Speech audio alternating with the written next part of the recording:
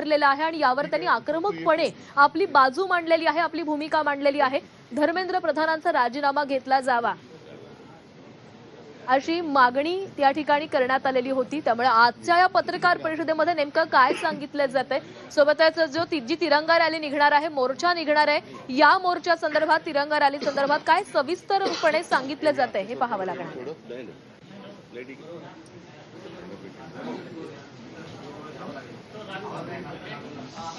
अरे खूप सेन्सिटिव्ह असतं तुमचं, मला माहिती आहे ते।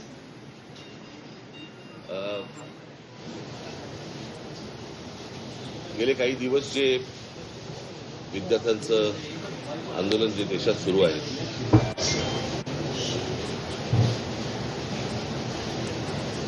आणि ते कशा प्रकारे चिरडण्याचे पण प्रयत्न सुरू आहेत हे देखील आपल्याला समजत आहे। खरं तर ते संपूर्ण आंदोलन हे शांततामय पद्धतीने सुरू झालेलं आंदोलन होतं, आणि ज्या प्रकारे आज केंद्रातनं ज्या प्रकारचा दबाव त्या मुलांवरती आणला जातोय, मुलींवरती आणला जातोय, त्यांना ज्या प्रकारे मारलं जात आहे, आणि त्याचे सगळे परिणाम हे संपूर्ण देशभर उमटत आहेत। तसेच ते महाराष्ट्रात देखील उमटत आहेत, तसेच ते मुंबईमध्ये देखील उमटत आहेत। तुम्ही सगळेजण बघताच आहात।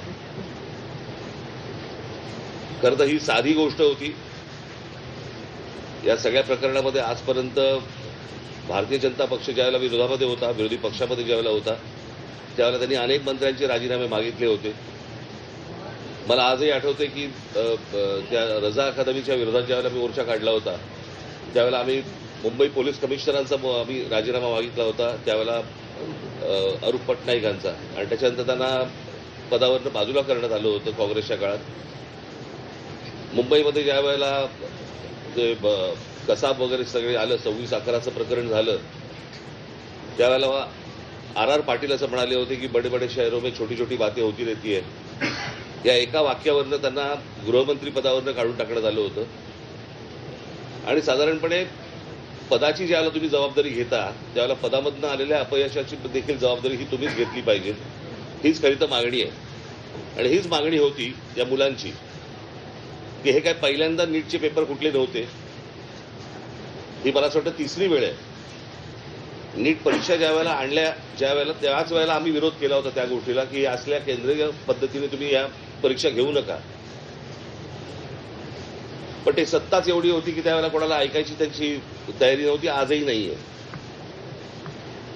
आणि आज प्रश्न असा आहे की आज राजीनामा धर्मेंद्र प्रधानांचा मागायला सुरुवात झाली होती, परंतु आता प्रश्न असा आहे की ज्या प्रकारे मुलांना मारलं गेलंय, आता हा प्रश्न प्रधानांपुरता मर्यादित न राहता पंतप्रधानापुरता पुढे गेलेला आहे।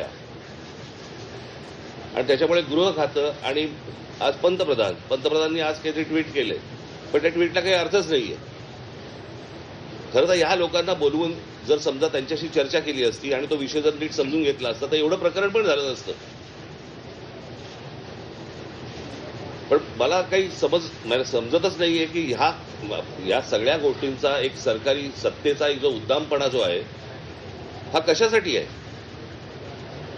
म्हणजे हीच गोष्ट आपण, मला असं वाटतं की त्या शिखांचं ज्यावेळेला शेतकऱ्यांचं आंदोलन झालं, त्यावेळेला देखील कोणाला ते भेटायला तयार नव्हते, ते पण तसंच त्यांनी मोडायचा प्रयत्न केला। मणिपूरच्या वेळेला पण देखील तेच प्रकरण झालं। आता अनेक आंदोलनं ज्यावेळेला होत आहेत, आज ग्रामीण महाराष्ट्रामध्ये अनेक आदिवासींची आंदोलनं होत आहेत, तिकडे लक्ष द्यायला वेळ नाहीये। म्हणजे कसला हा, ही कुठली सत्ता आणि हा कुठला सत्तेचा बाज। ती मुलं असं काय मागत होती बरं? नीटची परीक्षा द्यायला किती कष्ट असतात, किती त्रास त्यांना असतो, हे त्या मुलांना विचारा एकदा। माझा एक जुना व्हिडिओ तुम्हाला आठवत असाल, तर मी कुठेतरी तो व्हायरल होताना दिसतोय की ज्यावेळेला मी पंतप्रधानांशी मी बोललो होतो नीटच्या परीक्षेबद्दलच, आणि मी त्यांना त्यावेळेला सांगितलं होतं आज शेतकरी आत्महत्या करतायत, उद्या हे विद्यार्थी आत्महत्या करतील, आणि तेच झालं। आज ही मुलं आत्महत्या करतायत, आणि त्यांचा सगळा जो राग आहे, आज त्या विद्यार्थ्यांबरोबर इतरही लोक आज या आंदोलनामध्ये आज आलेले आहेत, आणि मला असं वाटतं की हा एकूणच सिस्टीमच्या विरोधातला राग आहे। ज्या प्रकारे आज देशामध्ये गोष्टी सुरू आहेत त्याच्याबद्दलचा राग आहे, आणि तो राग सगळेजण व्यक्त करतायत। आज प्रत्येक घरामध्ये ज्यांची मुलं नीट परीक्षेला बसलेली नाहीयेत, त्या आयांना आणि वडिलांना देखील त्यांना पण त्रास होतोय। हे सगळं बघून आणि आज जी मुलं आज इकडे मोठ्या ज्या अपेक्षेने आज आली, मला असं वाटतं त्याचं पुढे काय करायचं, त्याला कशी वाट करून द्यायची, याचाच आम्ही विचार करत होतो. मला असं वाटतं उद्धव आपल्याशी बोलतील. नाही, सांग ना सर. नाही, ते कार्यक्रम जाहीर करून आणि त्याच्यामुळे आम्ही 26 तारखेला आम्ही एक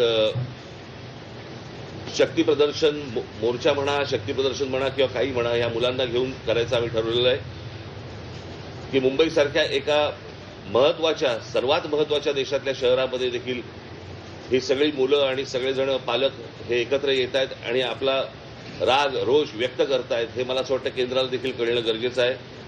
आणि त्याच्यासाठी म्हणून आम्ही येत्या 26 तारखेला रविवारी येत्या 26 तारखेला आम्ही हा मोर्चा आम्ही काढत आहोत. हा मोर्चा निघेल शिवाजी पार्क, शिवतीर्थावरून हा निघेल आणि हा मोर्चा जाईल सिद्धिविनायकाच्या इकडे. तिथे जाऊन आम्ही देवाला साकडं घालणार आहोत की या सरकारला सुबुद्धी देव, आणि याच्यासाठी म्हणून तिकडे आम्ही त्याची सांगता करणार आहोत. आणि हा आत्ताचा आमचा कार्यक्रम आहे. मला असं वाटतं पुढे मी कालच दिल्लीला जाऊन आलो. माझ्या आधी अमित पण जाऊन आला. आपल्या माध्यमातून ही दृश्य संपूर्ण जग पाहत आहे. एक गोष्ट नक्की की हा विषय केवळ नीटच्या परीक्षेपुरता मर्यादित नाहीये. कारण ज्या वेळेला मी गेलो, माझ्यासोबत संजय राऊत होते, अनिल देसाई, अरविंद सावंत ही सुद्धा मंडळी होती, खासदार होते. आणि त्या गर्दीमध्ये एक व्यक्ती